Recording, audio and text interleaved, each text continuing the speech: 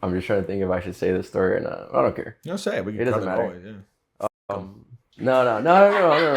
Not fucking I love him. I don't care. I'll say it because I don't think I'll say it because I'm not saying anybody I'm not saying him to anybody in particular. I'm just saying him. That's my motto. Anybody in Miami watching this, I'm not saying him to anybody directly. I'm saying him everybody. You could get it. He could get it. She could get it. Anybody. Look, I want to say it because I want it to be a lesson for other people because, and I don't think he would care if I say the story. Nothing like stars from a paradise. Don't care 'cause there's magic in the air tonight. Pretty girl in my ear, she the rarest type. Heaven on earth is right here tonight. I'm in the dream state. I'm in the dream state.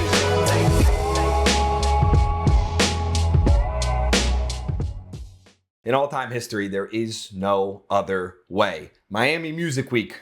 We are in the city that once took over as the greatest state in the union, as its own state. And there have been many who have claimed that they run this city. But my friends, you are mistaken. Because the man that's sitting next to me, he's the true showrunner of Miami. We got Mikey Barreneche. How are we doing, brother? I could not be better. Everything you just stated right now is just facts. That's an absolute fact. It didn't take me long to realize that. As soon as we met, I said, yeah, this guy runs the show. There's no other way, Miami. So we met because of our good friend Ciisnero over here. And I guess you guys go back a couple years now, right? Yeah, like pre-COVID, like 2019 we met. Before that, I was like a little fanboy first. And I used to listen to his music. Like I actually made when I started making music, I made a little couple edits of his tracks too. And then I met him and I'm like, oh, he's just like cool, like normal person, like me. Normal. That's the first time I heard. Yeah. Normal's a crazy word. No. That's very accurate. Normal but crazy. When I met him, he was normal. Yeah. Now, then he kind of went off the rails, and that's of course that's where I picked up with the relationship.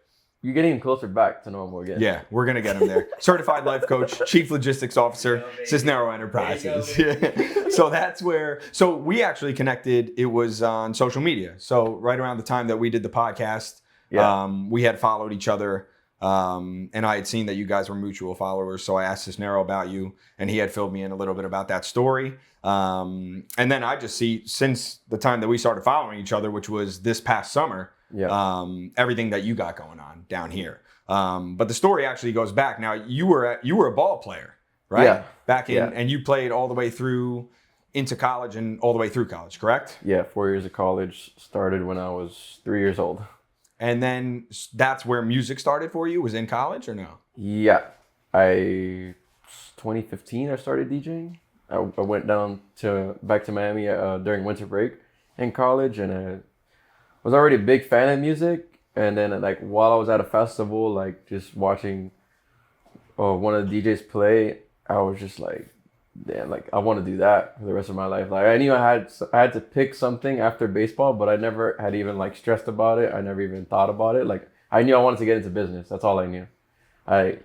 I've always been an entrepreneur since I was a kid. I've always had that mindset.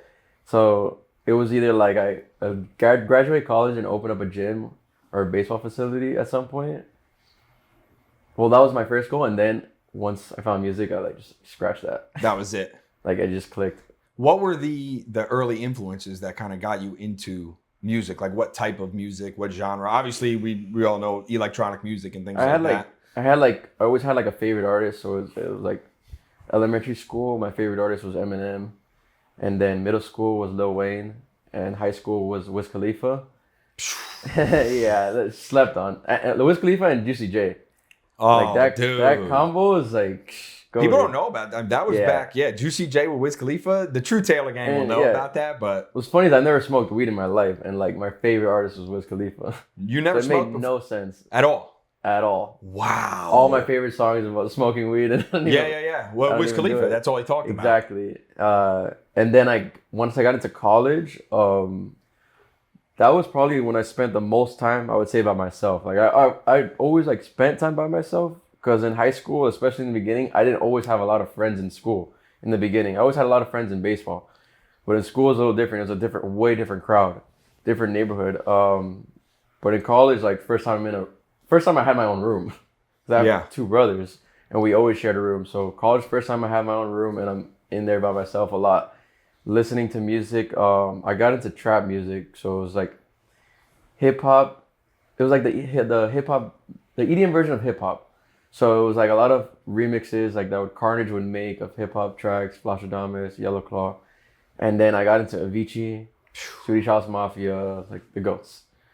And I was listening to that a lot. And I was listening to like Meek Mill a lot too at the time. Yeah. Well, he was big at that era. Yeah. Yeah, like he had like a prodigy at the time. Well, he had just passed. He had a prodigy named Lil Snoop. I was listening to him a lot too. So hip hop was like an early influence into it. And then, big time. So when you started DJing, this was at college, you started DJing parties and things like that when you first started, or no? I bought a DJ controller when I got back from winter break. I sold my Xbox, bought a DJ controller, started practicing in my apartment, and then I didn't DJ any parties until I got back home from summer, and it was literally only like friends get-togethers, like 8 of us. Like if me, you, and the boys are hanging out, and I'm just like ripping bangers and trash transitions, like, and then I didn't ever play a party until my junior year of college, when I went up there and they were opening they were opening up a club,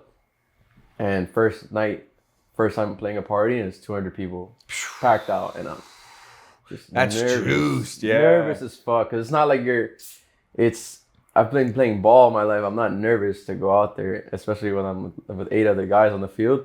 But DJing, like, I got 200 people at a new school all staring at me. All just focused on you. And they, like, EDM is just something new to them. Mm-hmm. Like, that club, they didn't want to play, like, too much hip hop. They told me specifically, like, they wanted dance music. It was just perfect at the time. And was that the type of music you wanted to play when you were DJing? Like, I thought I was fucking Martin Garrix, bro. Like, I didn't, like, I wish sometimes I could go back, but you live and you learn. Like, I wish I could go back with the mindset that I have now, knowing like, okay, like there's different crowds. Like, you can't play the same to every crowd. I wish I would have taken like the Diplo approach. Like, here in this party, you play like this, and another party, you could rip EDM all day. But like, my idol at the time was Martin Garrix, and I would see him everywhere he goes. He's EDM Martin Garrix. He doesn't cater. Like, but I didn't realize, like, everywhere he goes, like, he's selling out the show. Oh yeah. In college, I'm not. Yeah. I'm playing for them. Like, they're not coming for me. So I didn't understand that at the time. So there's probably plenty of times where I'm playing shit that people were just like. Yeah, but let me say something. Because I know all too well about the college crowd and listen, I've said it many times on the podcast. Ciisnero will be playing, Brand will be playing, Heart of the Night, house music firing, EDM firing, and we got people, all respect, dude, they're to Taylor Swift and Pop Smoke. That's what they're requesting at the time. Mm-hmm. But they want that sing-along stuff. They want everything that they know. Taylor Swift, Pop Smoke's banger every time. The hits every time. But we would have the vibe going with like the house music and the EDM and all that. And they would request that. And I started to learn, okay, wait a second. It's a totally different crowd in college because they want the sing-alongs. And then what I realized was an even better combo was when you took those and then put it over like a house music beat or like an EDM beat, and because they want something they could sing along to. Yeah, I did a little bit of that. Like, I would play a lot of remixes, but at the end of the day, like, in a place like South Dakota, like, they want to hear the original. But like, I did have a good time, because like, they did at the end of the day like to rage, so they would be like jumping up and down a lot. Like, it was a lot of fun. Yeah, it was interesting for me to see because we were just talking about the Jersey Shore, how big of fans you guys are. But like, you go to the Jersey Shore, you go to the Mecca DJs, it's just, they're ripping Martin Garrix all night, dog. Like, that's that style, dog. Bingo players, rattle. I mean, it's all, and Alesso, Calling is the anthem. And so I'm used to going out, and that's pretty much all they play. Now, they do have the Sunday Fun Day where you got the sing-alongs and the throwbacks and all that. And they used to have, it's not so popular now, but they used to have Hip Hop Hour, which got crazy. I mean, it was nuts. Yeah. But now it's like, you know, you kind of know the flow of the night when you go there a lot. So you know what's coming. But I was used to partying in that scene. So like, that was the music that I liked first and foremost. Yeah. So when Reds was like firing, you know, I thought it was going to be only that. You know, I was like, all right, when it takes off and then it's juiced in here, that's what we're going to be going with. But then I started to realize, I'm like, oh, wait a second, this is not what everybody wants at all times. Like, you have to mix it up. And I think that's where I started to realize. I also was coming from the perspective of meeting Ciisnero and Brant, who produce their own music. Yeah. And so I was like, oh, these guys are actual producers. And then now I'm starting to learn the difference in terms of like open formatting when you're there and you have the crowd and stuff. Were you making your own music when you first started those parties? No, I only was DJing, but I knew that at some point I was going to have to start making music. So my plan was to just start making music. Well, actually my plan at the time was to save up enough money at some point to go to music school in LA. And it was just way too much. Like, by the time I graduated, and it was like, it would have costed like $20,000 to go for like 9 months. That's not even including rent or food. So I just was like, all right, like I just have to learn on my own on YouTube. So everything I learned was from YouTube. Like I didn't have any friends that were producers, not one. When I came back to Miami, I didn't have one friend that was a DJ either. Really? So I learned how to DJ on YouTube also. Okay. Yeah, YouTube, you can learn everything now. Yeah, like I mean, there's way more videos now, but I would watch tutorials of like open format DJs. They teach you how to count music. They teach you about like bars and phrases, and then you go from there. Like I used to think like, how do they know how do they perfect the timing where like the vocals start on this one and the vocals come out on that one? I didn't know that you had to count music. And by now, like, I forgot that I even used to count music because I don't have to count it anymore. Like, you kind of just know. Like, you know music, especially now that I make it.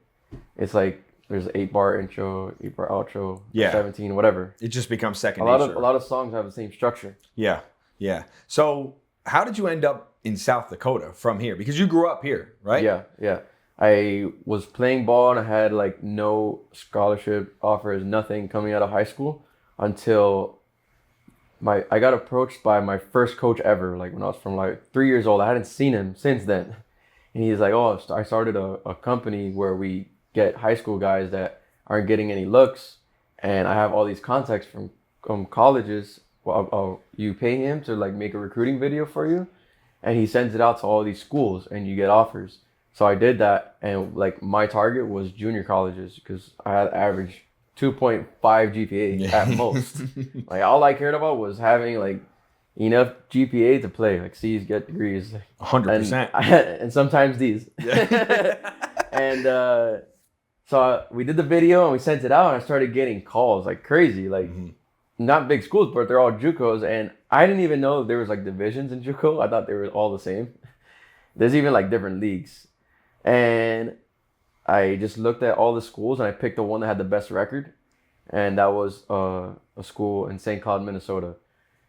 So I didn't even know where it was on the map, bro. I just said, yeah, I'm going. Because there was no chance. It was like if I told you right now, what are the chances of me stopping music? That was the chances of me stopping baseball. Like, so that was zero. Baseball was like, that was what you loved. That was your thing. I mean, I knew already I wasn't ever going to go pro, but I was going to play for as long as I can. Yeah.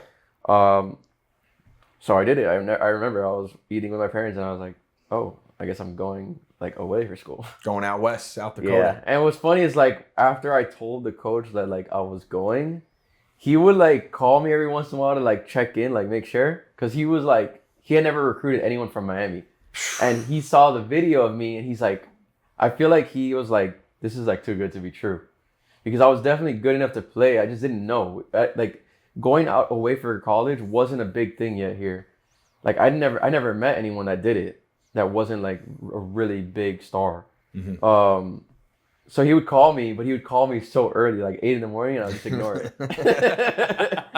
And so after years of knowing him, he told me like, motherfucker, like you wouldn't even answer my calls after you told me you were coming. Know better. I'm like, bro, I fucking told you I'm coming. I'm going. Yeah, 100%. High school kid at 8 a.m, buddy, we're sleeping. Come on now. Well, and in the summer, we ain't going to bed till 8 a.m. What is he talking about, dude? He didn't get that. Like he never even. I don't even know if he had ever met someone from Miami. Yeah, well, there's talking just specifically baseball in Florida and down south. I mean, you don't really have to go anywhere, which goes back to your point. Yeah. Like the baseball here is so good. All sports really, but baseball specifically. You notice that growing up in Jersey and like when you go down to these tournaments and you start playing down here, it's like the level is just so much different. They're on the diamond 365 days a year. Yeah. Like you never have to get off. Dude, I would probably play like 80 games a summer. And in Jersey, it's like 30 degrees in the winter. So you're indoors until it gets warm enough in the spring. I used to wake up in the morning in high school. I used to wake up in the morning, go play at Miami-Dade College, play a scrimmage there in the morning against older guys, and then I would play another game at night against guys my age. And I'll play 2 games like every summer. Damn, so you were every really day in this it. summer. Yeah. And I would like hit BP like late at night too. Dude, But baseball. It was fun. That was like the best for me. That was fun. Baseball is one of those sports where if you love it, you love it. Yeah, Dude. I would. It was weird. I would have like a guilty feeling because I would like practice so much, but it was like I would have a guilty feeling because like I'm not doing it to like work hard. I'm just doing it because I want to. No, you know what I noticed though is my dad told me this like later in life. He's like, you always played baseball, and he's like, you always worked super hard at it because you loved it. Like it was easy. Yeah. So you might not have noticed that you were like doing all that work towards it. Yeah. It was just because you loved it. I He's didn't like, get that at the time. Yeah, I didn't either. I was just like, I would come home from practice. I would go outside and just hit on my, whatever I had in the backyard, the tee, and then I'd throw off the pitch back. Listen, 3-2 bottom of the 9th, the World Series. You're imagining every time you're back, And Dude, even in the house, like just playing with against a the fucking wall, sock, bro. dude. I would roll up a wristband and those mini bats you get at the stadiums. Yes. And I would use those, and I would make up like games in my head, and I would play like that. Would keep me from doing homework as a kid. Like I would play games in my head, like being home alone and getting to do that was the most fun thing ever. And I was like, all right, like you hit this, it's a home run. Like you got part of the wall. You always imagine the 3-2 bottom of the 9th World Series, Game 7, every single time. I'm a righty, but I would always hit lefty at home. Yeah. Like practice. Yeah. You ever switch hit or no? Never. In like the real games? When I got to college, my freshman year, my coach tried to get me to do it. But I was like. And you were shortstop, you said, right? Yeah. So originally second base, I think you told me, and then you converted to shortstop. Yeah. I converted my sophomore year of high school. My freshman year I was second baseman, and then sophomore year I went to shortstop, and I was so small at the time that like I would have to play in the infield. I couldn't play in the back because I didn't have a strong enough arm, so I had to play in because I knew if I could deal with the ball coming at me harder. I mean, when you look back at it, like you can't play in all the time. Like no, as like of course not. But then like I started wrestling my sophomore year. Well, I started wrestling like at the end of my freshman year, and then all throughout my sophomore year, and I started lifting weights, and that made me like way stronger than what I was. So then I was able to like play in the back, and it made me a lot better of a baseball player. And you played shortstop all through college as well. Yeah, I never went back. I was Damn. never going back. I mean, it was hard. To me, it's the hardest position I ever played. I feel like as an infielder, at shortstop is probably like where you could tend to like make the most errors, but it's also like the hardest. So it's like whatever. Yeah. But like when I would play, like I would go to second base sometimes for fun in practice, and I'm like, yeah, this is so easy. Yeah, but dude. To me, oh my god. I have like I don't care. I say it like I fucking have.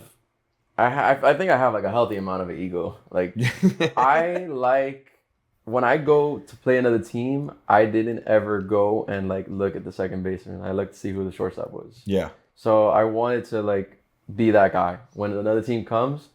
I'm like, who's the shortstop? Yeah. Like, no well, one's ever, that's like, what who's the everybody. second When you baseman. grow up, it's like you're hitting fourth and you're playing shortstop. Like that's like the guy, you know. Exactly. I was hitting first or third and playing short. Yeah. Like, you're a stud. It's all time. And my freshman year, my freshman year, I really like growing up. I was always a good defensive player. I was never a good hitter, never, not in high school ever. And then I got to college and I had really good coaches and I learned how to hit. Mm-hmm. Like I didn't even really know how to pull the ball that good. So then I started freshman year and my parents were like, "Holy shit! Like, first of all, you gained like 25 pounds and you're like hitting crazy." And defense was there because that was already like easy to me. And I came back from our spring tournament. We had like 17 games. I came back and I was hitting like 625, like ridiculous. Like dog. I was like, dude, my head was like so big, bro. Like I'm the shortest guy in the team and I'm hitting the best. And then when we started having our conference games against the teams from Minnesota, when we came back, like I was new. But in the stat sheets, like you could go online and see like who's the best hitters in the country, like Always. in your divisions, and I was number 1. Yeah. So they're like, oh, we're playing the guy number 1. This guy's number 1 and he's shortstop, and we had a guy that was like 6'5", big dude, like third batter or fourth. His name's Ed, and when we play against the other teams, they would go up to him and they're like, "Oh, are you Mikey?" Oh, they thought he was you. Damn. And he'd point and he'd like, "No, that's him." No, over there." that's him right there. The fucking shortstop, baby. The American dream. I was like, "That's the best thing you could say to me That's right now." yeah, that'll definitely shoot the ego up a little Yeah. bit. They think I'm But a I'm never 6'5" like, guy. that's why I say I have like a healthy amount, because like Yeah. I would never treat anyone bad. Yeah. Because that helped me, like being good helped me become friends with other guys in the team. Like I am looking at you like I want to destroy you, Yeah. but I like becoming friends with the studs on the other teams, and that's what always happened. I would become friends with the best players on the other teams, and like if you're Hispanic, we automatically become friends, because when you're out of your element, you both like. The guy gets to second base, and we automatically talk to each other. Yeah, commonality. It's automatic. Yeah, that's the best when you hit a double and you just start chopping it up with the middle infielders. And it's always a shortstop. On Yeah, the other always. team. It's Always. always Puerto Rican or Dominican, and it's like you automatically have a connection because we're both going through like the same thing. Like we're like a fish out of water. You know what's funny is you watch the MLB players like growing up and you see them all like talking to each other Yeah, when they it's get on exactly base like and that. stuff. And then you get there and you're like, you actually experience that feeling. You're like, oh, this is what it's like. It's exactly like that. Yeah. And then and then just like seeing the guys that are from up north that are just as good as me or better, like I have even more respect for them because I know that they played for like half the year. Yeah. Every year while I was playing full year, and they're still better than me or the same. Yeah, you know what I realize is it's always the best players. Usually, this is not always the case, but for the most part, like the best players are always the most respectful and always have the most like mutual respect between each other. Yeah. It's the person who's on the bench like yelling the They whole never time get it. watching the game. They never get it. Yeah, and they're never in a position to actually make an impact at the game, so they need to fill it in somewhere, and it's They always talk by the most opening shit. their mouth. Yeah, so you never have a good relationship with them, but the person who's the best on the other team, you usually develop a relationship with them. Oh because, yeah, I always hated the bench players. Oh, brutal. Like, I think even when like my last couple of years, we had guys that would be a little salty that they're not playing, and I'm just like, but dude, like you don't work like the rest of us. Like, Yeah. And our senior year, we had to do like a senior speech, and I was like you complaining about playing time is not doing anything for the team. Like it's just like it's bad for the morale.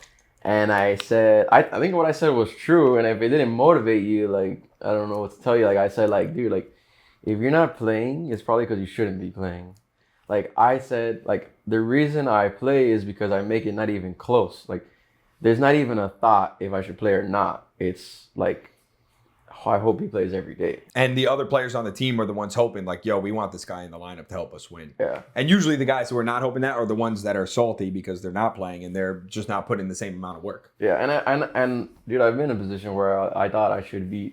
It's my turn to start playing when I was in high school, going into my junior year, and like I was like, all right, it's my turn. Like I was already on varsity the last year. I was a bench player, playing JV and varsity, and then junior year is my time to go. And they had like started to. I heard rumors that they were gonna recruit another shortstop, so I was like, all right, like I'm not wanted here, so I dipped out and I went to another school that was like, Okay. shoot, we'll take you. You're starting for Yeah. sure. So if you have to go like where you're wanted. Yeah, that's like such a common thing I've seen or heard from everybody that I've talked to is like once you're in a position or in a different space where somebody can appreciate what you're doing or what you have, it's totally different outcome. That's It's life. totally different. That's life. That's That's just the way. life. It's the same with DJing. It's the same You- with friend groups, everything. Everything, dude. Like if you feeling left out, like start your own group. So now you played all the way through college, and then after college, you came back here. Yeah. And is that when you really started diving into producing, or when did you really get into producing music? So I came back here. I started playing softball before I started producing. Okay. I was like, okay, like I need to start producing, but it was so hard. And I was like, dude, I was like, honestly, like I was playing softball. I was playing a lot of video games, and I was just like, dude, like it was so discouraging that I would go and start playing video games. And I'm just like, the entire time, I'm like, dude, what the fuck? I'm going to be living under a bridge if I don't get this music shit going. Like, and it wasn't really until like February where you would say like I was dialed in. Like Okay. I had a friend that he wanted to try producing, and he's like, bro, this is not for me. I literally have like 2 studio monitors, I have a desk, I have a chair. Like if you want to use it, you could use it. And then once I moved that into my room, it changed the game for me, because before that I was sitting on my bed on a little dresser, like my back would hurt if I'm producing for more than an hour. And like that's when I learned, like, you have to make it as comfortable as possible so you can stay there as long as possible. Huge. And after that, it like changed the game for me. Like from that day on, like it was like the rest was history. I think by the end of that year was the first time that I got supported, like a big DJ played my song. Really? Yeah, An original that you produced? Or it was a remix. It was a remix, okay. And then I got the original, signed on his label. Okay. And who was that? 4B. 4B, okay. The history writes itself. The history writes itself. It's crazy. Because now you were just playing with him last night. Yeah. But let me tell you the story when I saw that he downloaded my song, my remix, like this was like around October. Okay. It was a remix I did to one of Carnage's songs.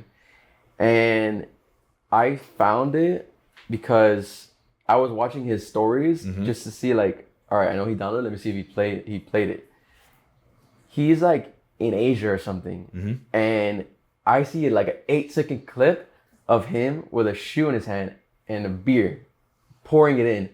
He's going like this, and my fucking song is just banging in the background. I'm like, 4B just played my song while Let's doing a fucking shoe. go. And he was really Asia. big back then, right? That was like when he was like massive. I would say he's bigger now, but he was, yeah, that was like a dream come true. Yeah. Did that just fire you up and you're like, yo, I got to keep creating, or what? It changed the game for me, because before that, I was just like a local like DJ that was just playing gigs for free and no one would be there except the 20 people I brought.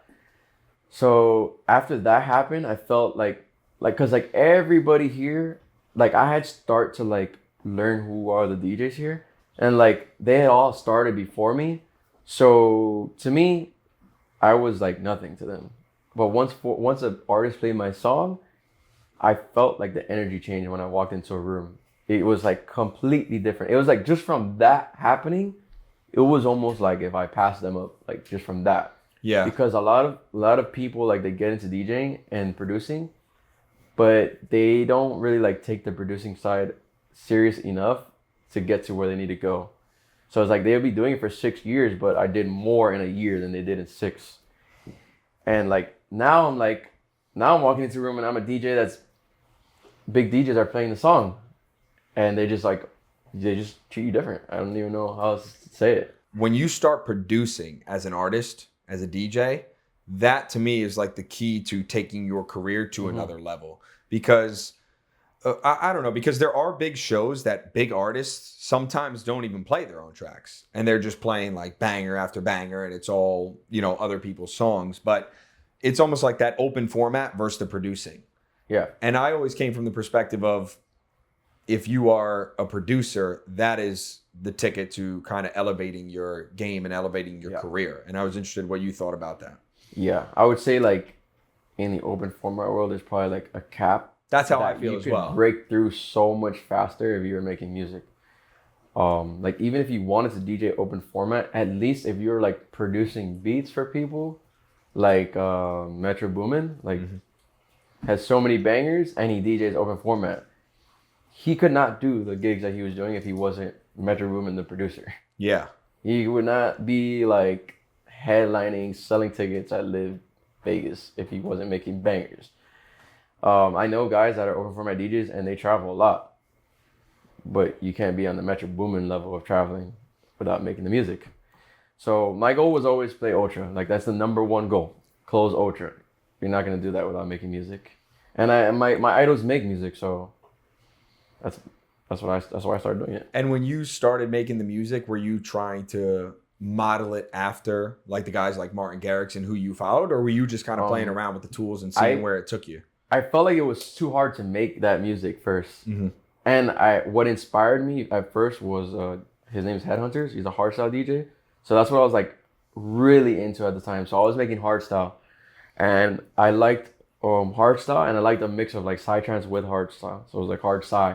So I was really like, I was trying to like make music like other up and comers that I liked, like like guys named Gami or Thai guys from LA, like, and I couldn't find any YouTube tutorials of that on YouTube because it was so new.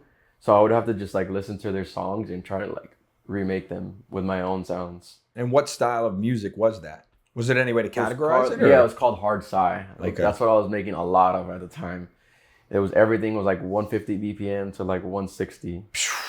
Like I didn't make a house song until like 3 years later from that. Production side of DJing is interesting to me because it's just like it's such a creative field that you never know where it's going to go, and it's cool to hear how different people would, like, even last night you guys were in here and Ciisnero was like, yo, I got this song that I think you might hop on. You hop on Ableton and so you actually don't use Ableton, you said? No, never. You don't. What do you use to produce? FL Studio. Okay. So you hop on Ableton for 2 minutes and all of a sudden you got a fucking banger hook or banger whatever, like out of nowhere. But it's interesting because like that's a song Ciisnero had thought you might hop on, and he was like, I don't really know where to go with it right here. Yeah. And then you hop on and you're like, yo, let's try this, and then done. It's gonna be a banger. It's crazy. When I get time to finish it.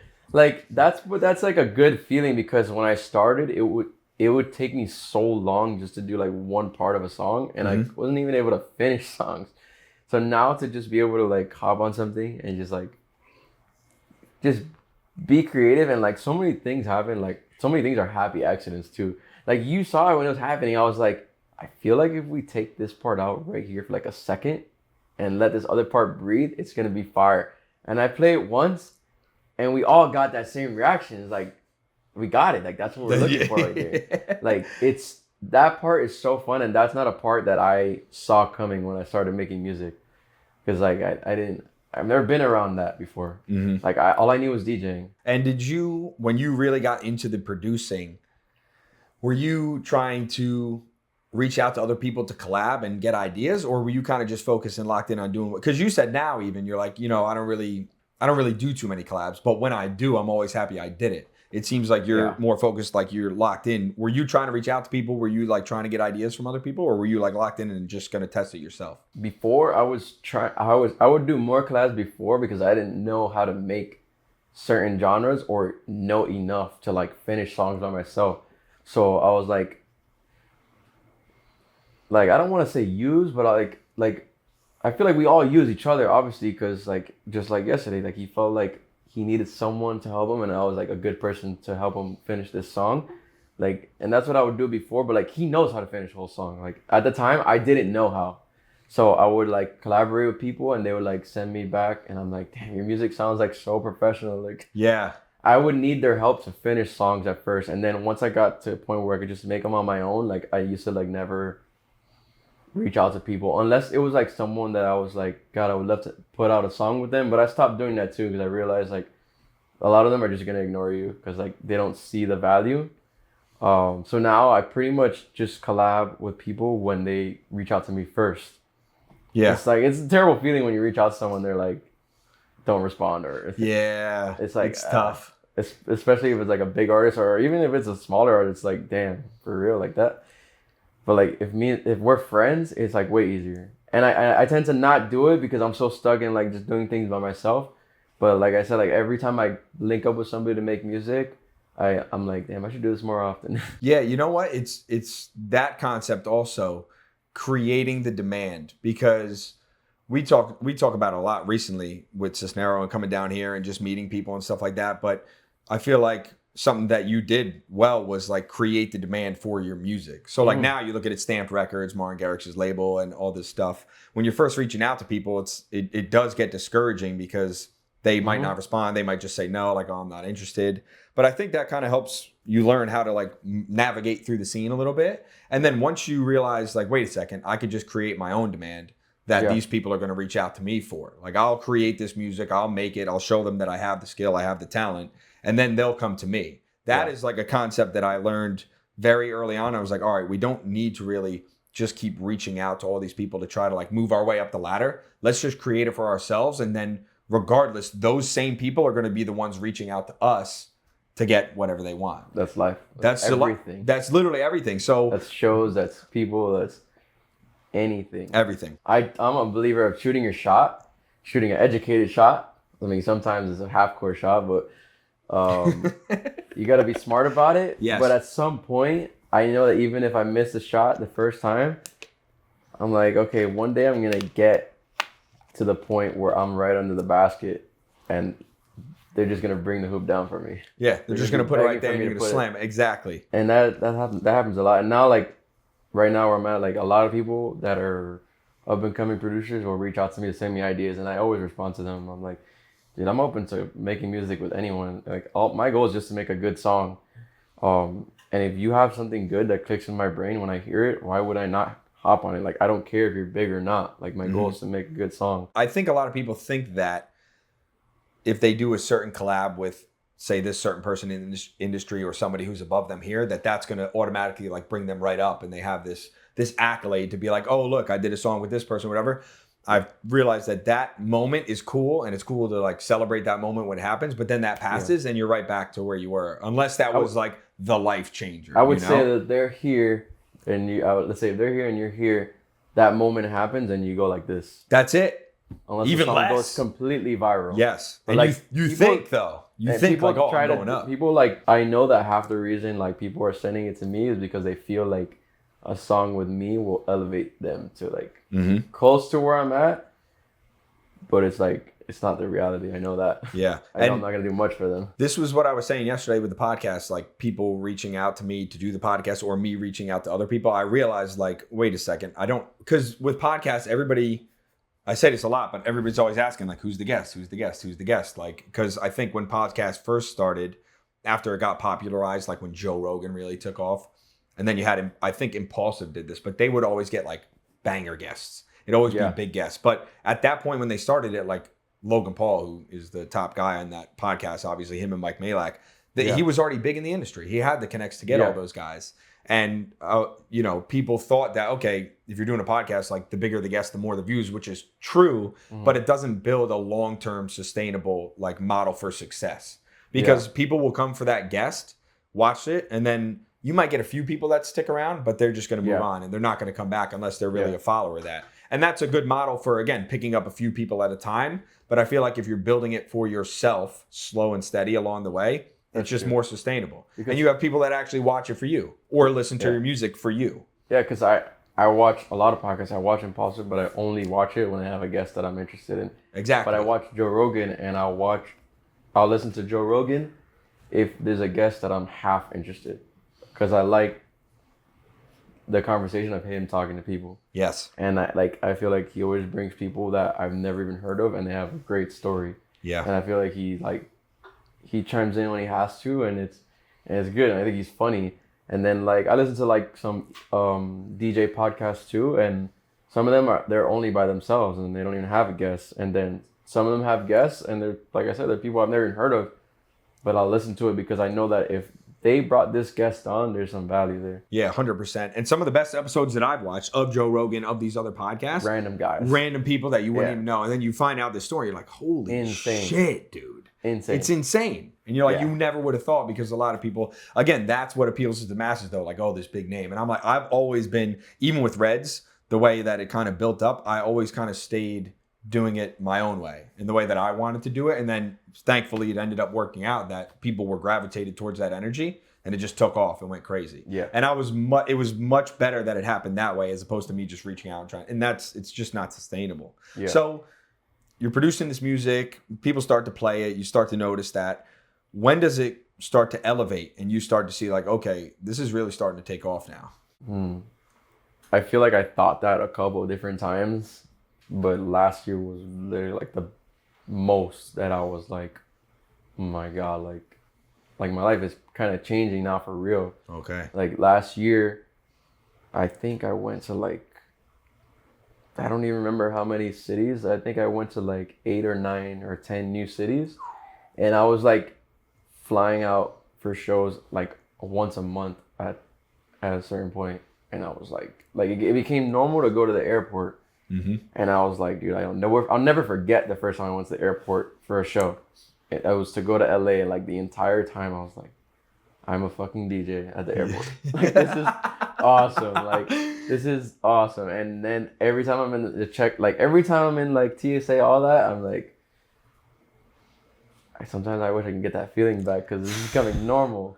There's nothing like that first time feeling. Like, I'm starting to feel like a veteran, but I'm not yet. Yeah. But it's like, that became a very normal thing last year to start traveling. And I was like, what's next? Like next year, am I gonna travel even more? Like that's the goal.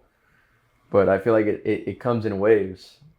And it goes like this and this, and when you're going up, you feel like it's just gonna keep going up and up, but it's gonna go down at some point, and then you gotta come back up. It's tough, dude, because again, the ups and the downs. Yeah. When you get back hard. down, you're like, damn, So hard. like I thought that was it, you know? Yeah. But then once you experience it a couple times, that's when you realize like, okay, this is just part of it. Like it's gonna be up and down, up and down, up and down. But if you're looking at the overall, you hope that it's always like a linear up to the top, you know, and it's just keep going. But the downs are just part of it. Yeah, and I feel like through that traveling, like I started gaining fans like even more like in other places. Like it's becoming more normal for people to play my songs, and it's becoming more normal like the people that I've met and know. I'm just like, whoa, like just this week I'm at a show and I meet Layback Luke for the first time, and I'm like I watch this guy's videos all the time, and I get introduced to him by Good Times Ahead. It's like, bro, like just that itself. Like I used to go with Samy to shows at FIU. They would do like I think it was like a foam party or something like that. And I remember telling her, oh, let's go to this show. I'm pretty sure it was Good Times Ahead and 4B was on the lineup too. And we just went as fans. And now I'm at 4B show, hanging out with Good Times Ahead. And he's introducing me to Layback Luke. And I'm like, and I shake Layback Luke's hand. He's like, I'm on Mikey. And he's like, oh, I play your tracks. I'm just like, bro, like what? Like, that's crazy. That feeling is just got to be insane. Like, I didn't even know. And like, those moments are like very rewarding. Now, when did it really go from playing the shows around Miami and then traveling? So you said last year, 2023, right? Yeah. When did the label deal come? Because you're under contract with Stamped Records. Yeah. How did that all come about? Like, where was the transition and how did that happen? It started back. I'm just trying to think if I should say this story or not. I don't care. No, say it. We can It doesn't cut matter. Always, yeah. Fuck them. No. Not fuck him. I love him. I don't care. I'll say it because I don't think I'll say it because I'm not saying fuck anybody. I'm not saying fuck them to anybody in particular. I'm just saying fuck them. That's my motto. Anybody in Miami watching this, I'm not saying fuck them to anybody directly. I'm saying fuck them everybody. You could get it. He could get it. She could get it. Anybody. Look, I want to say it because I want it to be a lesson for other people and I don't think he would care if I say the story. Okay. I'm pretty sure I haven't told the story. So I made this song called Bussin', dude. So, dude, I made this song like during COVID, like in a couple hours, like, and I was like, damn, this song slaps, and a bunch of DJs started playing it, and I'm like Acre started playing it, 4B started playing it, like the list, like I'll remember if I go to SoundCloud and see who downloaded it. It was the most downloads I've ever gotten on a song when I sent it out like before it got released. And I had that like in the bag for like 2 years. So it didn't come out until 2022. 2022 rolls around. Like this is before I even started traveling a lot. Like I started headlining shows in Miami already. Like things are starting to move.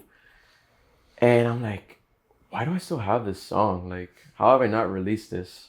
So I'm like, I'm gonna release it on my own in the summer. We'll do a release party, Bussin' release party, the whole thing. It's the biggest song every time I play a set, and it's not even out. So 2 days before the release party, like, bro, I've been promoting it. I get an email at the gym. I'm off the C4. It's chest day. Okay, let's go. I'm fucking wired. Yeah. I get an email that says Pure lightning from Diplo. Okay. Like me and him had already been in a connection on email because he had started playing one of my songs during COVID. And it says, is this released? Can I hop on this? I was like, bro.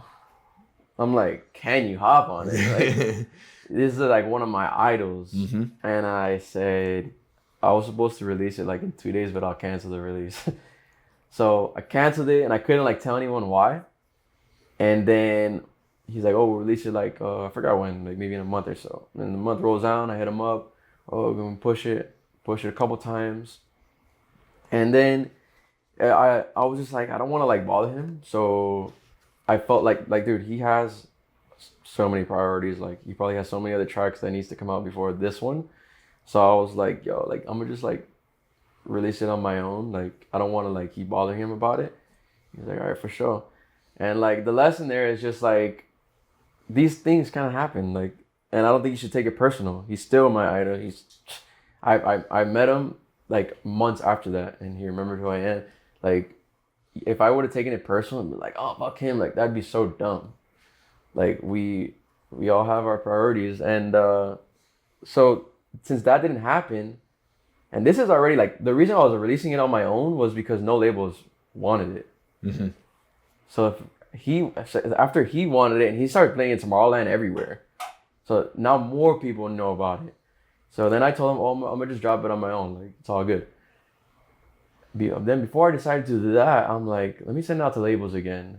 And I think I was watching Martin Garrix's YouTube show, and I think, you know how like people on the YouTube shows, like they'll introduce someone new and they'll put their name and what their job position is. And I think they put someone and it said label manager. I think it's Steven. And I was like, let me just Google. I don't even know where I found his email. And I found his email somewhere, and I emailed him. Dude, the first song I sent him was Bustin'. Like, obviously I had a lot of leverage because I could say, oh, Diplo's playing it, Acre's playing it, Orby, all of you are playing it. And it's not even a song that Stamped had ever like released a song like that. And he's like, oh, we're down to sign it. And I'm just like, bro. I remember when Stamped started, like Martin Garrix is like one of my favorite DJs. And I was like, let's go, let's do it. And that's how I got signed to Stamped. And then after that song, we signed a contract where it's like they have dibs on the next one. Because they want to build a relationship with the artist. They don't want just like a one and done. They want to help me grow. Like they got on a phone call with me and everything. And they're like, oh, we want to do everything we can to help you grow. If like the bigger I get, the better it is for them. Because I have songs on their labels. So then we did that one. Then we did another song. I think the second one was Smoke.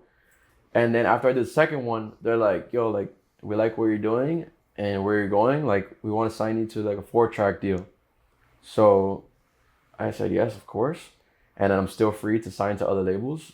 They have dibs always, which is cool with me because I love Stamped. Like I want to release all my songs with them. Yeah. So Martin Garrix, you said he was your guy. Exactly, and they've done so much for me, bro. Like they brought me to Brooklyn Mirage, they brought me to ADE, they booked me at Story nightclub in Miami, like my dream club. They booked me at Strawberry Moon this week, so it was like the best case scenario. And yeah, that's how all that happened. And I imagine having to like keep that shut like for so long. Like, I thought I was gonna have a song with Diplo.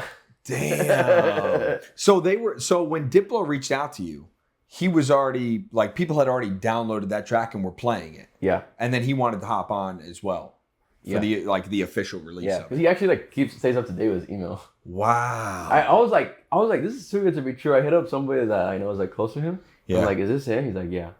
I'm like, oh my God. Yeah, that's the thing is sometimes you get the email and you're not sure if it's actually he's like, them. yeah, that's him. That he was just telling me about it. We're at Tomorrowland. I'm like, bro. Yeah, like, yeah. This could change my life. 100%. Look, it didn't end up happening, but another blessing came our way. Yeah, of course. One door closes, another one opens. And it wasn't even like it was, like you said, there was no hard feelings. You were just you were trying to release the song. And if you hadn't, who knows if you'd be in the position you're in now.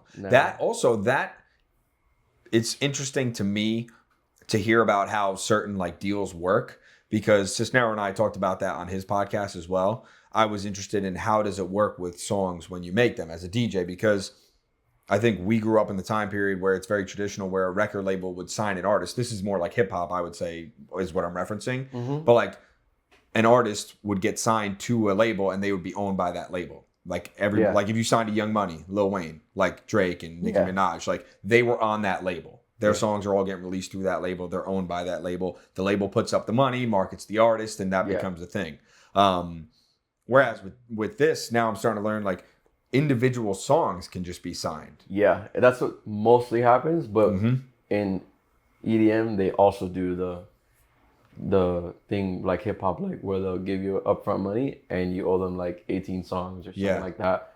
Like I don't know other people's deals, but there's people that are signed to Stamped for like on like a year. Like I don't know their contract, but like they're like exclusive with them. And there's other labels that are exclusive or other big EDM DJs that are signed with Atlantic Records or Capitol or things like that. And your deal is that you have the song gets prioritized by them first. Like you send it to them. If they don't want it, you can actually sign it to another label. Yes. And if they want it, they'll sign it. Or Yeah. so you mean you're already So to signed me, to it's them. the You're best under case contract. scenario. Everything I send them, I want them to sign. That's huge because you don't normally hear about like record labels like doing that. Like They're that the best, sounds like bro. a very fair deal for the artists themselves. So Stamped is with Sony Music. So Becky G had put out a song called Arranca, and she wanted, or her team wanted to put out a remix pack of it, of like EDM songs.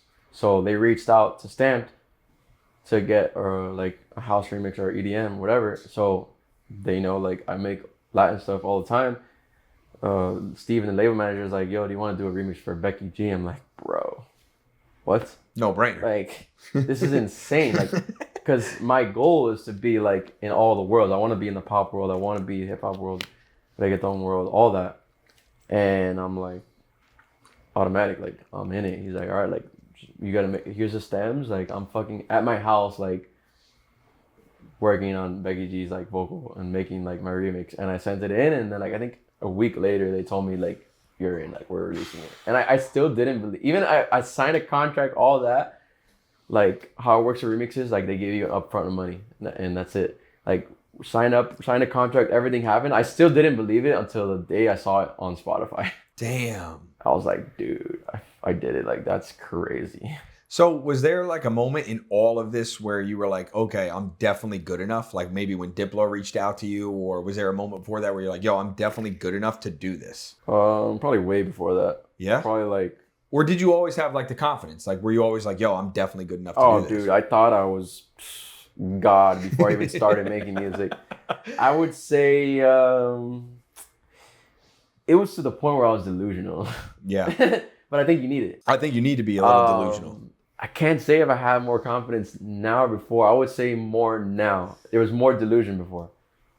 I thought that like I could play Ultra like in 4 years. Okay. It's just delusional. Mm-hmm. I would say I have more confidence now. Like you put a laptop in front of me, like I'm very confident that I can make something really good in like 4 hours. Mm-hmm. Like, and when other people that are like have already made it, like want a song with you, and think your song is good enough to play with theirs, it's like you're there. That's got to be a confidence booster. Like, okay, I know I have what it takes, and now it's just executing the plan. Like how I told you, things go in waves. Like I was like I was going like this all year, and then after like October, November, December, after I would say after Amsterdam music event, Amsterdam dance event. I felt like it slowed down a lot, and then now I feel like it's picking up again. It's like every time my music week comes, like my career starts going like this again. Mm-hmm. It's like a level up again, and then hopefully now but now since I had that like really big high, and then I dipped again, I was like, I never want to feel this again. Like after that happened, I'm like, all right, like I know what I want to release next month. I know what I release the month after that. After that, this is all the content that I'm gonna do. What I need to do on TikTok, like I need a bunch of posts on TikTok. What's working? I'm gonna do it like content, and music, like, and never break from it. If I put out the content that I need to put out and the music that I need to put out, no one can stop me. Like, there's no stopping it. No, 100%. Like, no, I don't need shit except me and the people that like my music. And how do you balance that between like just talking shows, producing music, content? How do you personally like keep a balance between all that, or are you just kind of firing on all of it and you just take it as it comes? Bro, it comes in waves. There'll be like 2 weeks in a row that I'm making music every single day, and there'll be 2 weeks or 3 weeks where I'm not. It depends on what I have going on. I used to be harder on myself about it, but now I'm not so hard on myself because I know I could just like dial it in and do what I need to do. And also I know that like I have what I want to release for like the next 4 months. So it's not like so much pressure, but at the same time, I know that if I start today, like I make music every day from here on the next 2 weeks, I'm going to make something better than what I have planned. So that's the only thing that is like in the back of my head a lot. Yeah. And you know what's tough too, I've found from something that's common in all artists or creatives is like balancing when you think the piece of work is done, the song, whatever it may be, the piece of content is done, and then looking back at it like 2 days later or whatever, and just being like, oh, wait a second, I could actually do this, I could do that. It's almost like you get to a point where you do have to just release and let it go. But as the creative, as the person who's producing the song, it's tough because you're like, oh, maybe I could add this and make it better. Or sometimes you release it and then you look back and you're like, oh shit, I could have added this or that. I don't have that at all like that. No. Like I listen, dude, there's plenty of times where I make the song, I'm done. I always listen to it in my car after, but like I will literally finish it and I say, fuck it, send it. And send it out to DJs. To like I have like a Google sheet full of like big DJs emails that I've acquired over time. Fuck it, send it. It's done. Like, and I listen to it in the car. Most of the time I'm straight. Like if there's one thing I need to tweak, like I'll tweak it and that's it. I'm never like, is it done or not? Like, no, it's a wrap, it's done. Like, so when it's done, fire away. I don't on to the next. give a fuck. That's sick. If it bangs, it bangs. Yo, like, that's sick. That's tough. To me, the biggest part is the idea of the song. Like I think I'm good enough already to execute it.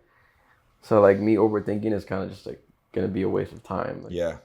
The idea is the most important part. Dude, there's a lot of artists who can't wrap their head around having that mindset because it's like gotta be. I think a lot of people who make things are just maybe perfectionists. They just want it to be perfect. They just want it to be perfect. It almost seems like, but for me, what I've learned is the consistency is the key to everything. 100%. So even if it's not exactly as you want it to be, if it's not as perfect as you think it could be, fire that one, move on to the next, and keep going. I would say like people will message me, like other artists, and be like, dude, what do you think I should add to this? I hate that question.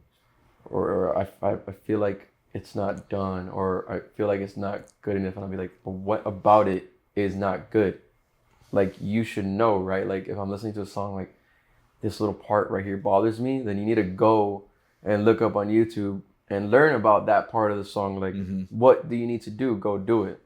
And if you can't think of what you need to add, maybe you don't need to add anything at all. Yeah, maybe it's done. That's it. Like, you don't need to overdo it. Like, the biggest songs are the most simple. Just think about the melody to Calling. It is not the most, the greatest, one of the greatest songs ever created. Better than Beethoven. Better than anything. Bro, like, do you think that they're in the studio like, this is the most complex thing ever? No, like, they just made a good song. Like, it's a simple melody. Like, a good thing that you could use to judge it is if you could hum it. If the crowd could hum it along, like, it's probably good. Yeah, you know what? This is a concept that I've learned about a lot with editing. Because you also said you use Premiere Pro, right? Yeah. So, like, I've always liked to edit my own stuff. I'm similar to you in that sense. Like, all my videos that you see on my page on, like, Instagram or even the podcast, like, I edit them all, everything. Even the ones that are like creative videos, not just like a podcast where it's cuts back and forth. All the clips for the podcast I do. But, you know, when I first started, I was like, all right, when you just taking from a videographer standpoint, like if I went to film you DJing, for me, I've always felt that capturing the moment in that moment is like the art of it. Like how you capture the shot. The edit itself, I think a lot of people start to do these crazy edits when they get to like the post-production, right? And they start putting all these crazy effects and stuff. A lot of the times I'll watch videos, recap videos of what, of a person's show or what they had going on. And it's almost like I can't even tell what happened because there's just so much going on in the video that it took away from what was actually happening. For me, the art of it all is capturing the energy of what actually took place in that moment.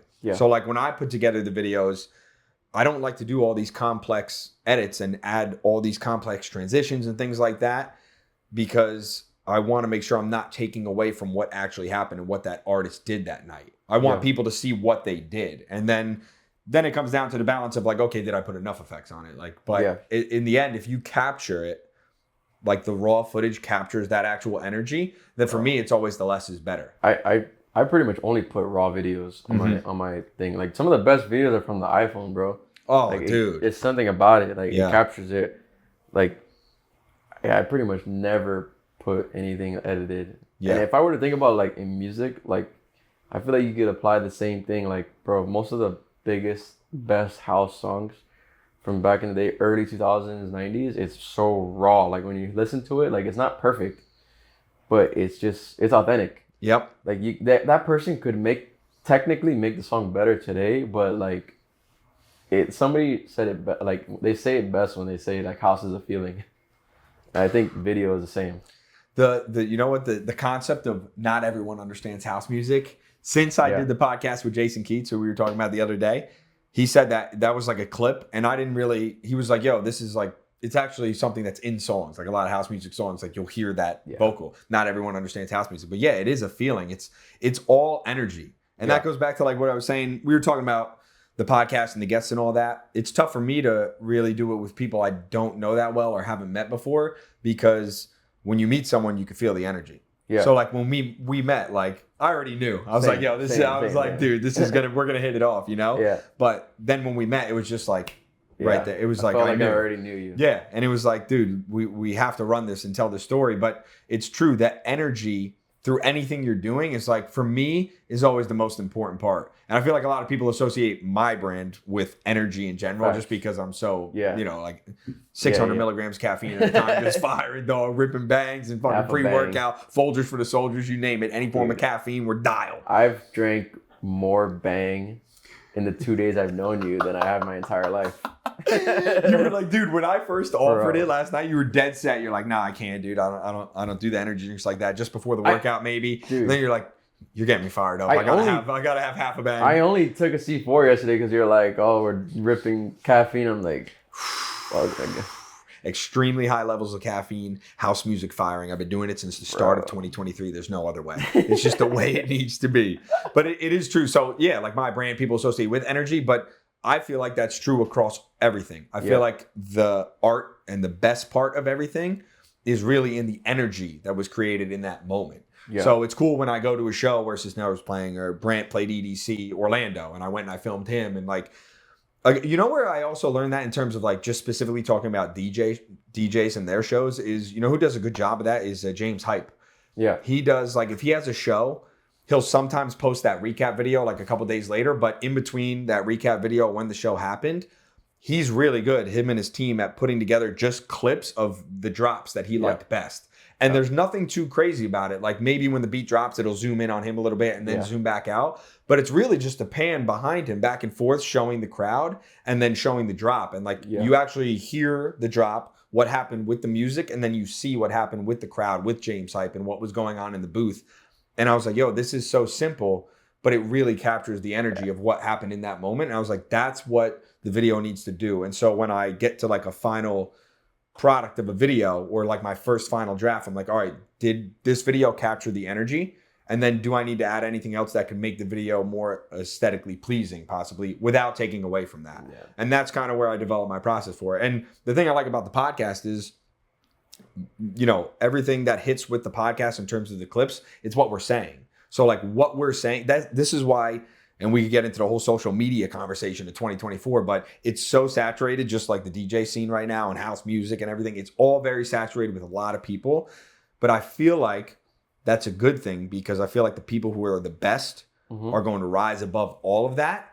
The only downside is I think it will take a little bit longer for more people to recognize. Of course, when you have that one major song that blows you up, like that's it. But I feel like it may take a little bit longer for people to recognize who actually is the best, because everybody's just throwing content, everybody's just throwing videos out, everybody's throwing music out. But once you get there, they're like, oh shit, this person's leagues above everybody else. The saturation is like the least thing on my mind ever. Like the more DJs, like, all right, like this is gonna sound crazy, but the more people that get into DJs, like get into DJing, is more potential of someone like being a fan of my work. Because like DJs are fans also. Like so many people that are fans of me are also making music. And I don't really care about the saturation, because like when I say this, I'm not like bragging. Like I really believe this. Like I don't think there's anyone else like me doing what I'm doing. And I feel like when I'm up there, like there's nobody in the world that can touch me. Like nobody.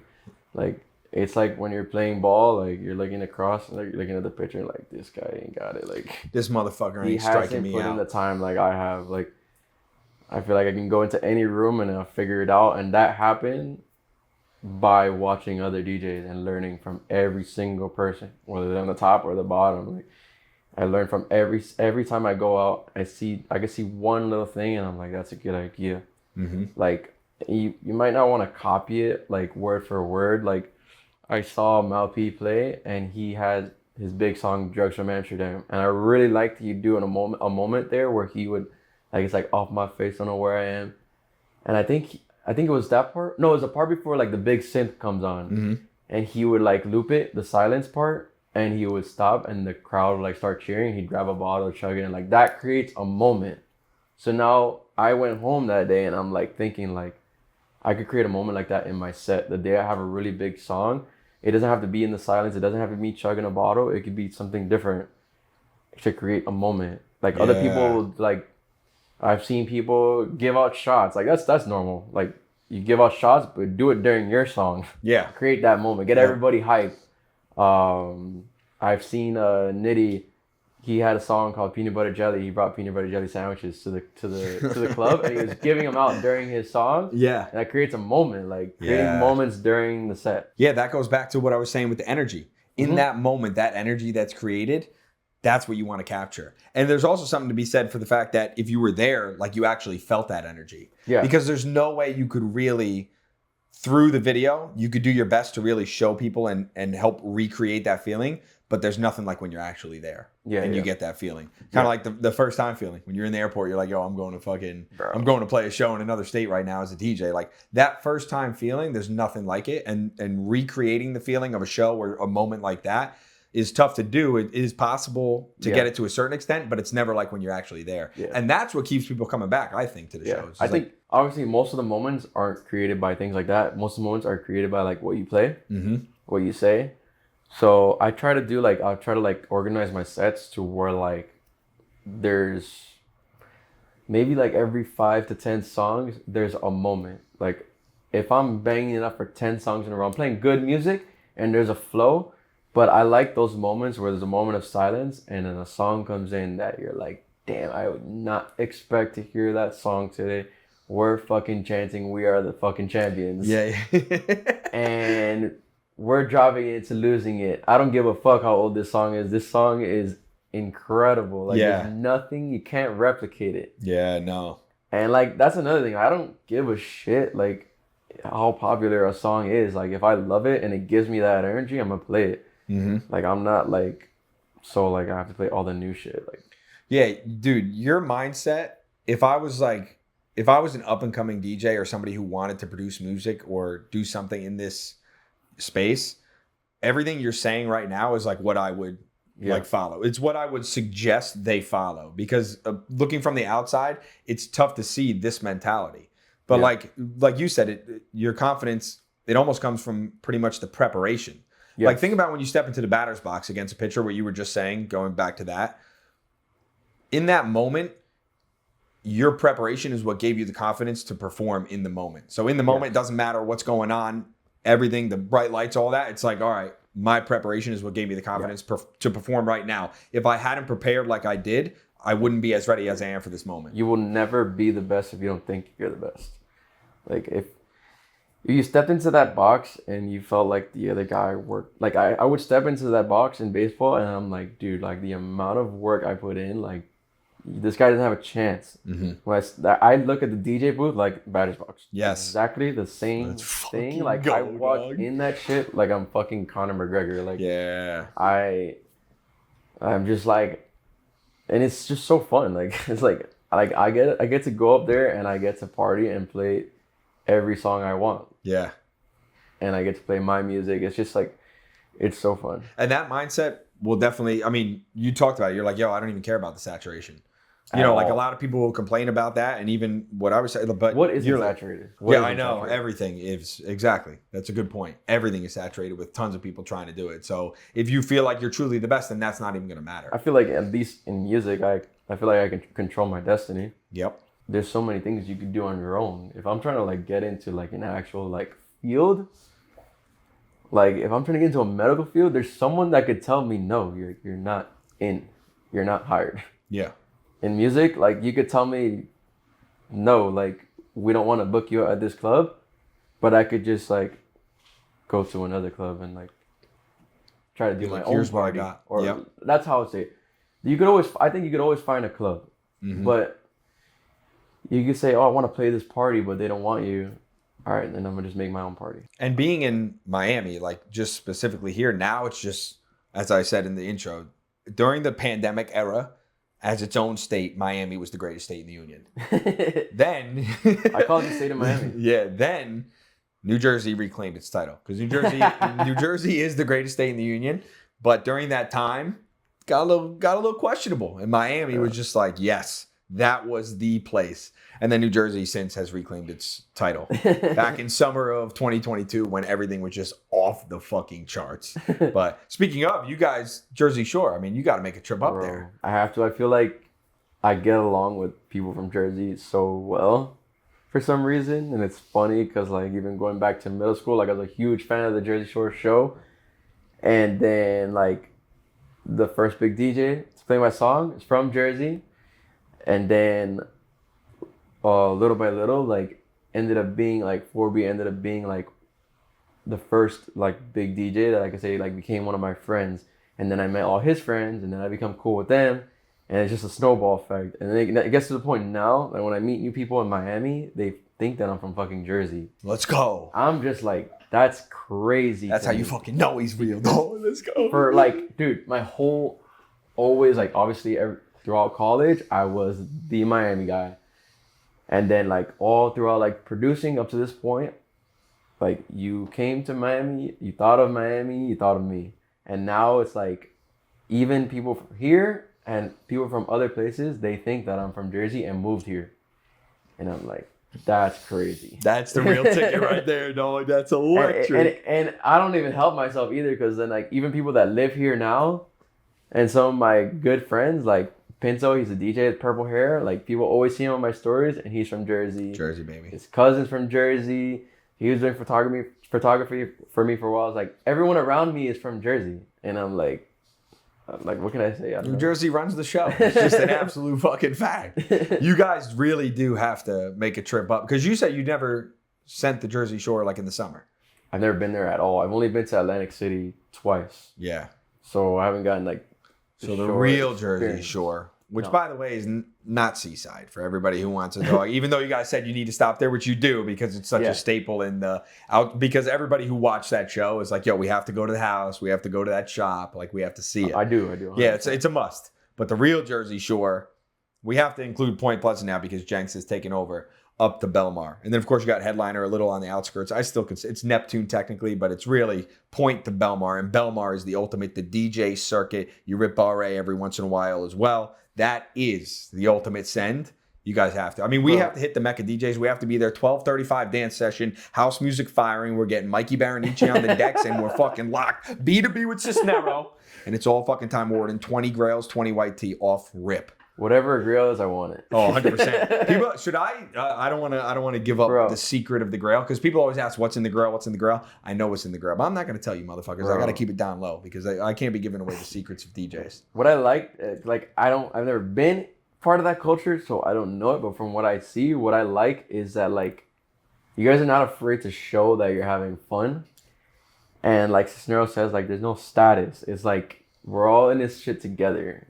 Like in Miami, it's super status. Like if like there's GA, there's VIP everywhere, bro. Even in a bar, there's tables, and it's like the VIP is fun. I can't lie. Like I love it, but it's also fun when everybody's all together. If you can master the energy where everybody is all together and it's not conflicting and it's all one, which is basically what the Jersey Shore has done at all those specific bars and clubs, there's nothing like it. Yeah. There's nothing like it. And the whole statusy thing, that goes, like even New York City, like, oh, we got a table. Oh, we got a table. We got a table. Time, yeah. People tell me, let me tell you something with your fucking bullshit material items, materialistic people, your cars, your fucking money, your fucking broads you got. That don't mean, oh, we got a table. We got a table. We got a table. I don't give a damn. None of that has ever fucking mattered to me. Ever. Bro, you're making me want to go GA right now to All the fucking time. I'll go GA any day of the fucking week. like if Club Lava was still open right now in New York, I would go to fucking GA right now. This is funny that we're referring to it. It is GA. Like when you go to a show, it's GA. But like if you go to the Jersey Shore, like that's just what it is. It's like oh, this is GA. It's just everybody is one. That's honestly that is why forever since.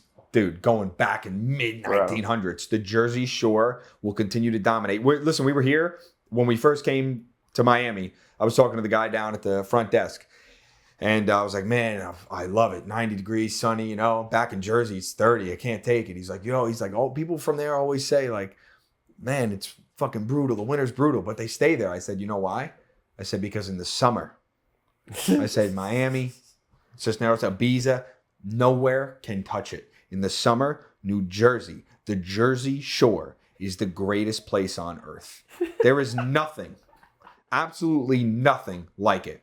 He looked at me like I was fucking crazy. He said, oh, they always say they say it's freezing, whatever, they stay there. I said, because in the summer, you have no fucking clue, unless you have fucking been there to experience, you have no clue just how amazing it is. I have a theory about this. Every single person I know that lives up north says that their place has the best summers. Everyone in Minnesota says we have the greatest summers. Oh, please, Minnesota? Are you fucking nuts? Dude, listen, let me tell you something. I go to the great Don Rickles for his jokes, bro. When I was in Delaware, 49th ranked state in the Union, it'd probably be 50 if I saw them all, but I want to be open-minded. Once I see all 50, I swear, most likely there is a 99.9% chance I will put Delaware as 50, the 50th ranked state in the Union. They're sitting on the back of pickup trucks watching dogs bark for fun on the weekends. They're sitting watching sap drip off the trees like, oh, you see that one right there? That leaf just fell, huh? We're in the fucking trenches in the heart of the fucking summer. Bottles fucking going crazy. Bartenders flipping them. Grails pouring all over you. Wife beaters, cigarettes, fucking sunglasses on. Fist pumping. Smoke shows everywhere. Jacked Italians. The women love it. I mean, it's just ridiculous. Any way you paint it, you cannot defeat New Jersey in the summer. Bro. The Jersey Shore. Now that I think about it, like everyone I know from Minnesota that says that, all I ever see them do in the summer is play golf. Here we are. Brother, I could play golf every day. Anywhere you want to go. Anywhere you want to go. Anywhere you want to go. Hit off the tee, fucking into the woods. Bro. Can't go to DJ's 1235 dance session in Minnesota. I promise you. There's only one fucking place, that's 18th Ave in Belmar, New Jersey. In the fucking summer. It's nothing like it, dude. There's nothing. But anyway, we'll get off the New Jersey. Hanging out with you guys for 3 days, every time I hear the word DJ, I think about DJs. Yeah. Yes. I'm like it's all associated. Now. It is funny when you say that to people from outside and they're like, what do you mean DJ? What are you talking about the DJ? We're like, no, DJs. DJAIS. I found out about what that place was because DJs from Jersey would send me or they were like releasing mixes and like they use the cover art is like a picture of DJ's sign, like the bar. Yeah, oh yeah, for like the remixes and stuff for like the summer. Yeah, oh yeah. So that's how I knew what that was. Yeah, because it does have, and when they have that like kind of sound, that specific sound where they play that, because there's 2 circuits there, which was what I was telling you yesterday. You have pretty much the Belmar circuit, which is DJs, Bar A. You'll go to Headliner, house music, EDM, fist pumps, heaters, everything. And then you go to the other circuit, which is like Parker House. Jenks is like a mix kind of, but Parker House and Osprey. And then you got Leggett's on the in-between. Shout out to Leggett's. Fucking love that place. But the Manasquan circuit, they'll go there a lot. And then they'll go to Parker House and Osprey, which is like pastel colored shorts, polo white tee. 1235, it ain't no EDM and fist pumps. It's fucking Mr. Brightside by the Killers. And everybody's singing it to a live band. And it's not my vibe. It's a banger, though. You know, it is a banger. And first of all, I have a mix of that. I mean, listen, we'll take a house and an EDM mix of that all fucking day. But a live band playing it at 1235, the reason that I cannot take it is because of all the pastel colored shorts and the polo white tees. And they're all singing it and it's fucking, and then they go into DJs, they catch a bow and they're crying. I'm saying throw it back and get right back in the fucking trenches. Like that's what we're here for, dog. You're gonna catch a bow or 2 in the fucking heart of the trenches. Throw it back, light a heater, fucking fish pump, whatever you want to do and get after it. Dude, I used to go into like the mosh pits when I was like just a fan. I used to walk into shows with $8 in my checking account, a flask in my pocket, and nothing to lose. Dude, I was a huge fan of Carnage, and I love like hardstyle, trap, all that shit. And when they're like Wall of Death, I'm in the front, like could barely breathe when everyone goes together. like just moshing, and like years later down the road, I got to like open for him in LA, and after I played, like he did like his last Carnage set ever, and I'm watching them in GA, and like now I'm an artist, and I'm like, dude, I feel like going in there. There's nothing like the If trenches. you were there, I would have done it. There's nothing. There's nothing like the trenches. I was dude. just there like with one of my friends and his girl, so I was like, they ain't gonna go with Well, me. you actually going off that. Well, now he's Gordo, obviously, but Yeah. you told the story the other day. This is a good story when he pulled up to your show. Yeah. I don't even remember what year this was anymore. I don't remember if it was last year or the year before, but I had like my first headline show in Miami at this club called Le Rouge, and I was just like on Instagram, and I saw that he was in Wynwood, right around where the show is, and like since I had already like had that connection with him, like he had asked me like to come play a show in LA like before that in 2021, and I was like, yo, pull up. Like I said, this is like I'll shoot my shot, and to me that's an educated shot. Like it's not like I'm some person he's never heard of before. Like we have like I think he was already like following me at that point, so like he knew who I was, and he had like played one of my songs, and he's like, what time? I'm like, bro, I forgot what time I told him. So then I get there, club's packed, it's looking good. I start playing, and then my manager is like, yo, Gordo just pulled up. I'm like, holy shit. I look back and I see him like walking in, big ass chain. I'm like, dude, this is fucking crazy. Like, I've seen this guy more than 20 times at that point. I've seen his sets. I used to drive like an hour and a half in college, like just to go watch his shows when he come to town. And I'm like, bro, like what's going on? And then I just continue to play, and I forgot, like I'm in the moment. And then I feel the booth door open, and he walks in, and I'm like, holy shit! Everybody's phone go up. Like no one knew he was coming. Like I was the only one that knew. Clap him up, and he's like he knows that I fuck around, and I say like, oh, I'm him. Like I always say that, and he's like, oh, I had to come see him. I had to see him. And I'm like, oh, what's up? And like, I shot another shot. I'm like, oh, you want to play a song? He's like, oh, I'll play one. I'm like, let's fucking go. Let's go. Dude, there's so many fucking flashes in the air. All I see is flash. He starts playing. I'm like, dude, I'm fucking DJing with Gordo, like at my headline show. Like, this is fucking insane. I play my song. I see him looking for another one. This is like right when the Drake album dropped that he was on. I look at him, he's pulling up the Drake song. I'm like, dude, oh my God. Like, he's gonna keep going. We kept going for like 30 minutes, I think. It was like the last 30 minutes of my set, I think. And then there was like a couple DJs after us, and they're like, bro, honestly, like, you guys could keep going if you want. Like, I wouldn't even give a shit. Like, this is a moment. And like, big respect to them. I don't even know, like, this, it sucks to say, but I don't remember like who it was. Like, cause I didn't know the person, the two guys. And like, I don't remember the names that were on it. Like, it is what it is. Yeah. And, but like I respect that a lot. Like they saw the moment, and that we didn't end up doing it. They were like, nah, like I was down, but he was like, nah, just like let him play it. And after that set, like I was like, I just thanked them. I was like, holy shit, like that just happened. And I went into the green room, and I just like was like this. I was like, I had to like decompress. I'm like, what the fuck just happened? Yeah. The booker came into the green room. He's like, holy shit. Like, that was the first time they had ever booked me. They're like, what the fuck is this? Like, I mean, we knew that you were making moves, but this is fucking another level. Like, I would say that was the biggest, like, night that they had at that point. Like, obviously not the biggest. I wouldn't claim the biggest turnout, but I could tell, like, that was, like, one of the best nights they had. Because, like, they were posting content from that night, like, a lot. And I was like, wow. Well, like, one of my favorite shows to date still.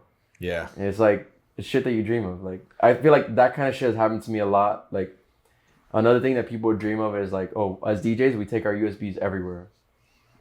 We always say, oh, you never know. Like, maybe they fucking ask me to go back to back, right? This DJ named Matroda, I had just released a song on his label. One of my favorite, like, house DJs. And he was coming to Treehouse. There's a club in Miami Beach. I used to be here, and I think as an artist, like, if somebody's playing your music or you release on their label, you have somewhat of a connection to them, you should come, you should show face. And at the end of the day, I'm a fan of him, so I want to come see his set. So I'm coming, like, I never spoke to him, only like his label people, and I had a friend that was shooting for him that day. That was my in. That's all I fucking needed. It's my friend Marcus. I'm like, yo, let me know when you guys are pulling up. I'm gonna be sat right here where I know he has to walk by, and I'm gonna introduce myself. Like, these are little things that I feel like could help you. I see him walk up. I see my boy Marcus. I see Machoda. I'm like, oh, Mikey Barreneche. And he's like, oh, shit. Like, he didn't really even know what I looked like at the time. Yeah. He's like, oh, come with me. Like, invited me to, like, the green room and shit. He's like, oh, like, drinking and shit. We're talking. My boy's there taking photos, like, locked in. Damn. Couldn't be better. The fucking booker for the club comes up. He's, like, talking to us. And Machoda's like, oh, how come you're not DJing? I'm like, they never booked me at that club. I was like, oh, they never booked me. We're right in front of the booker. And then he's like, oh, you brought your USB? I'm like, yeah. He's like, oh, hop on with me during my set. Like, we'll go back to back for 30 minutes. I'm like, bro. Like, Samy didn't even go that night. It was late. She had to work the next day. And I'm like, dude, when Samy wakes up, she sees this shit, bro. Like, she's gonna be like, fuck. She'd be like, what the fuck? Dude, I'm like, I'm fucking going back with Machoda the first day I meet him. I just came today thinking I'm just gonna hopefully get the chance to meet him face to face. And I'm getting to fucking play with him. I'm hanging out with him in the booth. And it's like, those are the moments that you dream of. Like, yeah. And that kind of shit kind of like just continues to happen to me because I put myself in those positions. Like, it kind of even, I could say it happened to me last night too. I'm getting like, I wouldn't say jaded. I've just become, like, that was crazy because that was the first time I'd ever met him. That was nuts. So last night, Good Times Ahead, they were playing, and then like 4B, obviously, like, he's in town, he was pulled up for their set. When I pull up, they're already going back to back off rip. Damn. So I'm like, let's go. Like, this is fun. Like, I'm a fan of them, bro. This is fun for me. Even though they've become my friends now, like, this is fun for me. So I'm hanging out with them in the booth. Like, I can't ask for much more. I go everywhere with my USB. I don't miss it with that. Like, you gotta always be ready. My fucking worst nightmare is someone I'm a fan of being like, that opportunity arising and I'm not prepared. Yeah. Like, you flopped. Like, you have to be ready. One of the guys, Matt from GTA, from Good Times Ahead, he's like, yo, you brought your USB? Let's go. Done. I got a playlist ready. I don't only have my USB. I've got a playlist just in case this happened. Yeah. And I got it. I'm locked in. What BPM you want to go to, I got it all. God damn, so dude. I'm there like, this is awesome. And this is so much fun. And like, that's another moment. It's like, I was ready for it. And I didn't go asking for it. I just went to support and watch people that I'm a fan of. And that happened. Just by being there. If I didn't go, that never happens. This lesson is like one of the most important, is like, you have to show up.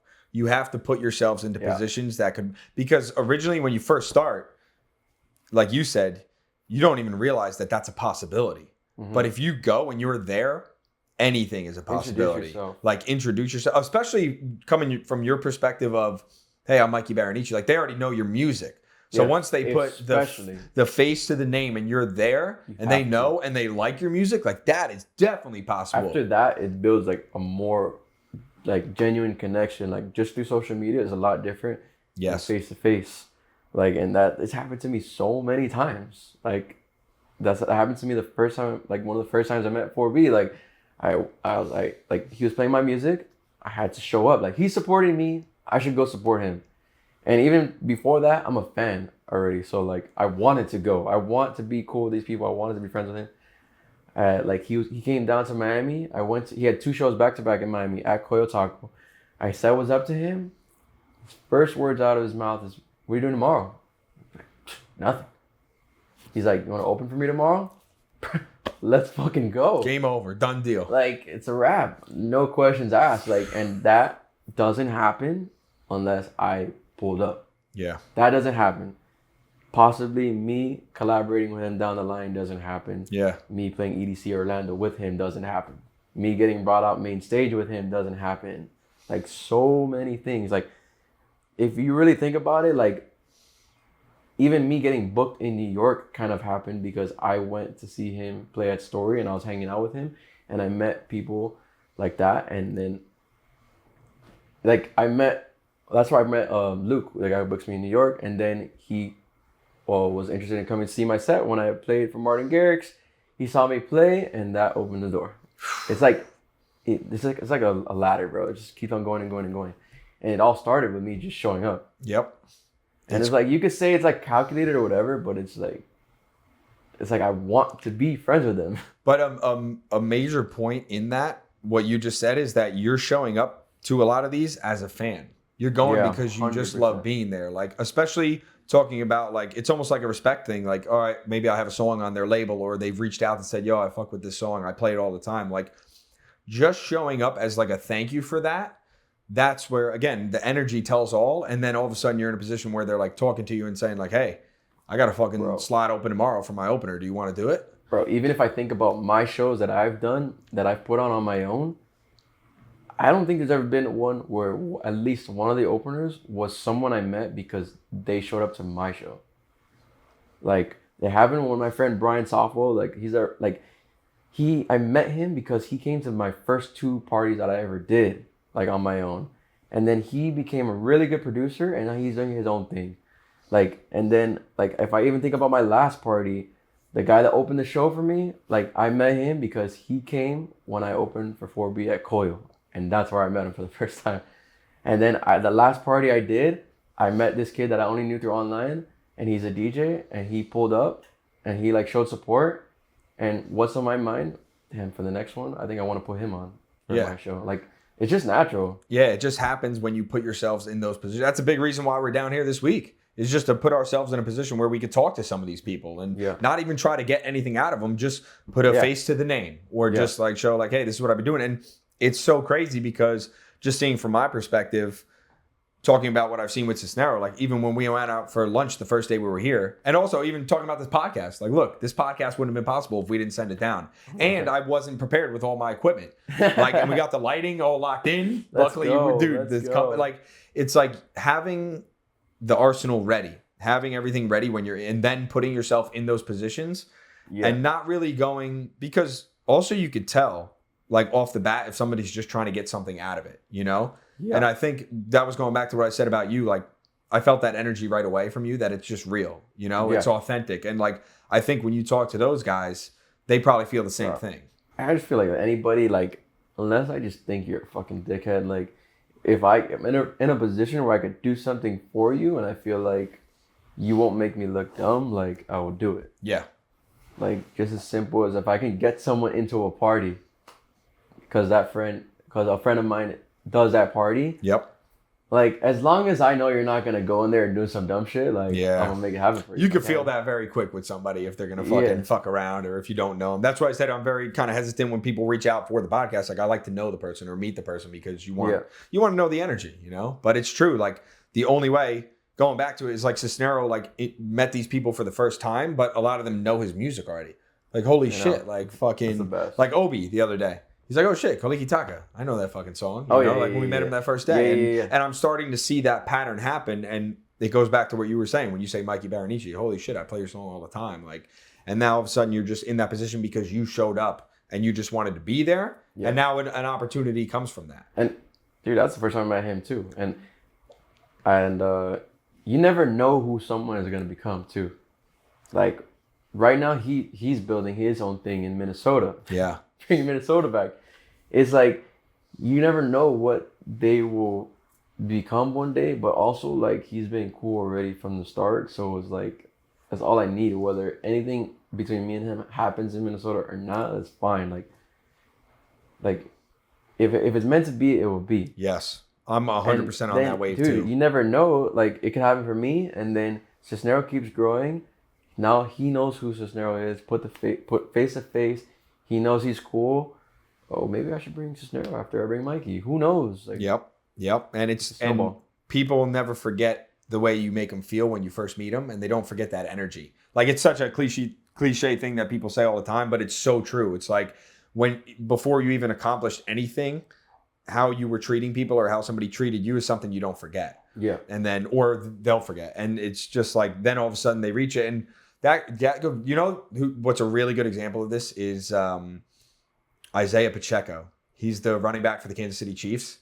He just won the Super Bowl back to back, his rookie year and his second year in the league. I know he is because I watched one Dolphin game, and it was that game. Yeah, and he just runs through everybody. But he used to come to my bar, Reds, when he went to Rutgers. Now, he was a really good player. Everybody knew that. But for me, it never really mattered how good the players were, especially the pandemic year. I couldn't just let whoever I wanted to let. Like, it had to be, it was very calculated. Who was able to come in and who was not able to come in. The people who had been coming all year were first. Then I would let the people that were new come in. It was madness. But what I noticed with him from the very beginning was how he carried himself and how good he, carried himself and keeping his teammates responsible too. Like, he was making sure everybody was like acting right. Yeah. And there were some players that were not like that. They just were like, oh, we play football at Rutgers. Like, we can do whatever we want. He was one of the only ones that every single time he came up to the bar, always had his credit card ready to pay. He didn't want anything for free. And he was always like the best player, one of the best players, and pretty much everybody thought he was going to the NFL. And then it's like, how do you not root for someone to continue doing well once they actually reach that? Like, if he had come in and he was just like a dick and all that, like, I wouldn't even want to see him do good. I'm like, all right, whatever. Like, I would just forget about him. Like, I wouldn't think but watching him succeed at that level, it's like you feel good about that person just because you know the way that they act and they carry themselves. Yeah. I always feel like I always say it's not hard to be a good person. And doing the right thing is always best for business. It's like, do right, be good, and like, people will want to help you. Like, everything happens to people like I said, I would want to help you and you would want to help me, like, in any situation. And if you have 100 people like that want to help you, like, you can go places a lot faster. Damn, dude, I'm fucking fired up on this fucking podcast, dog. You're dropping gold for fucking people, dude. I hope. Dude, if they just listen to it, dude. Like, I get not afraid, but that's why I feel like podcasts are good, because there's a lot of things that if you were to say it on Twitter, it seems kind of random because you're not in a conversation. If I were to just tweet something, sometimes it looks like it could be like something arrogant or cocky, and it's like, whatever, it is what it is. But like, sometimes I just don't even say anything, and I'll just wait until I'm a podcast to talk about it, because I feel like in a long form, like, you'll get it. Yeah. Sometimes even in a clip, it might be too short to get it. Yep. Like, even like the first time I ever saw clips of Gary Vee, I was like, bro, this guy off his rocker. Yeah, I was like, I am not like with this guy. And bro, he became like one of my favorite people that I've never even met. And I was like I never forget that. Like, I was like, this guy is insane. Yeah, because you see a clip of him and he's just like, you think he's full of shit. Yeah, exactly. And then you watch him long form and it's like, this guy is awesome. Like, yeah, and he tells the story. Yeah. And he's very upfront. And then you got all these other finance motherfuckers. Listen, we see right through you motherfuckers. I see all of you, dog. I see every last one of you. But it's true, dude. Like, the out of context form of things, like the shorter form out of context. A lot of it's good for virality and things like that, but like, at the end of the day, like, it's better to have the full story. That's why I really do love the podcast, because, like, think about it. I met you a couple of days ago, like, in person, and now we get to dive into the story and like tell the whole story of like start to finish, like how you ended up where you are now and where you started. And like, to me, that's always the coolest part of everything. The whole podcast is like just getting to learn somebody's story and figure out where they started and how they got to where they are now is like so cool for me. Dude, like, the things of out of context, like, somebody could take a clip from this out of context of me saying, I'm the fucking best. No one could touch me. A lot of DJs are going to see that and say, fuck this guy. If you just heard me before and everything I said, you would see the kind of person I am is not like a fucking asshole douchebag. Like, I stress so much, like, literally when people ask me, like, what's the most important thing, I say all the time, it's confidence. Like, dude, you could be the best, and if you don't believe it, like, you might just choose to stay home. You might choose to not make music anymore. Like, but if you really truly believe it, like, you're never gonna stop. Like, even in high school when I was playing ball, like, bro, I wasn't the best player, but I thought I was. Like, I thought no one could touch me, and I used to listen to, I used to rip the audio from YouTube videos and put them on my phone and listen to it while I run. I'll rip the motivational YouTube speeches. Yeah. You know how many times I listened to I think his name is E.T. the black dude with the hat. Did he tell that story? Oh, yeah. When I you know want exactly to where you're succeed going. as bad as you want to fucking breathe, brother, then you'll be successful. then you'll be successful. Yeah, that was I'll never forgot that was I think the clip that made him go like crazy viral. That was back, dude. This was back when it was viral on Facebook. Bro. Like I remember in college, I was watching it. I used to watch that talking baseball. Same thing. Bro. I used to watch that every day when I was thinking about trying out for Temple baseball. I was like, yo, I gotta make it back. And I would just listen to that clip. And he was just like, he's fucking pushing him under the water, pushing him under the water. The guy can't breathe, can't breathe. Best. Dude, that's one of the best clips of all time. That's what people don't understand. That's how music is for me. Like, music is not for, I love it. It starts there. I love it. That's out of the question. We're past that. I love it. You could love something and not succeed in it. I love it. That's step one. I literally have to succeed. I cannot die without succeeding in music. I will not do something else. Like, this is what I want to do. Like, and I feel like a lot of people get into it like, oh, I love music. Like, let's see if this fucking works. Fuck no. Like, it has to. It has to. There's no other way. There's no other option for me. Like, it's this or nothing. So I feel like it's like Will Smith has a great fucking quote too. He's like, if you put me on a treadmill next to someone and you tell us both to run, I'll die before I stop. Yep. That's how I feel. Yep. I'll die before I stop. You're not gonna outrun me. Like when I think about dying, like my only fear is I'll never get to see the people I love, and I never got to do what I wanted to do. Yeah. And like that's it. Like I will die on that treadmill, 100%. Let's fucking go, dog. Dude, I am so fucking fired up off this podcast. Damn. So, well, before we close it out then, what's next for you? Where's your main focus at? What are you doing next, and what's on the schedule? I would say I got my releases locked in. I got a schedule. I'm big on Google Sheets. Like Google Sheets master at this point. Like everything's organized, like by date. Everything I need to do for every release. And I'm really like focusing this year on like upping the content. Because I feel like I'm always trying to learn more making music. I'm always making music. Like I said about the love thing, like I'm past that. Like you always have to learn, you always have to make music. And this year I'm putting more focus on like learning how to create content around the song so that I'm not just shooting things out in the dark. Like I need to create content around the song so that my songs do better. And I feel like for me, like the more things succeed, the more motivated I get. So if I see that the content is working, it's like the gym. If I see I'm getting bigger, I'm more motivated to create more content, more motivated to create, period. If I see things are working. And what about shows? Shows, bro, it comes in like, it's like literally month by month. Mm-hmm. Like right now, right now I just hit Miami Music Week and I just put out the content from Miami Music Week, and I know someone out there is gonna see that and they're thinking about me right now to bring me wherever I'm at, wherever they are at. Mm-hmm.